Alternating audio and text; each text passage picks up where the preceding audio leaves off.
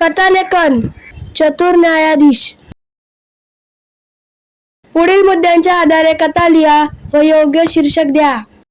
एक व्यापारी, त्याची अंगठी चोरीला जाते. नोकरांवर संशय. व्यापारी न्यायाधीशाकडे जातो. न्यायाधीश युक्ती करतो.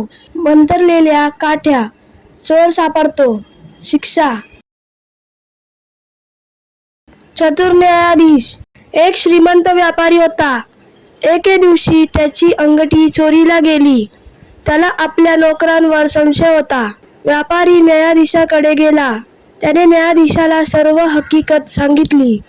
न्यायाधीशाने व्यापाऱ्याच्या सर्व नोकरांना बोलावून घेतले आणि त्यांना अंगठीबद्दल विचारले, पण एकही नोकराने कबूल केले नाही. न्यायाधीश खूप चतुर होता. त्याने एक युक्ती केली. त्याने काही समान लांबीच्या काठ्या घेतल्या. प्रत्येक नोकराकडे एक एक काठी दिली आणि नोकरांना सांगितले, या सर्व काठ्या मंतरलेल्या आहेत. प्रत्येकाने या काठ्या आपल्या जवळ ठेवा आणि उद्या सकाळी माझ्याकडे घेऊन या. ज्याने चोरी केली असेल त्याची काठी 1 इंचाने वाढलेली असेल.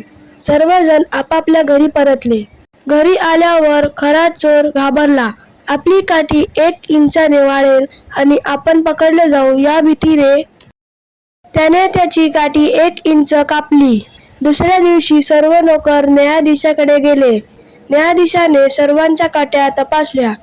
चोराच्या काठीची उंची कमी होती. न्यायाधीशाला समजले तोच चोर आहे. त्याने चोराकडून अंगठी घेऊन व्यापाऱ्याला दिली आणि चोराला शिक्षा केली. तर फ्रेंड्स, तुम्हाला व्हिडिओ कसा वाटला ते मला नक्की कमेंट करून सांगा आणि माझ्या या व्हिडिओला लाईक करा, शेअर करा आणि चॅनलला सबस्क्राईब करायला विसरू नका. Thank you friends and bye bye.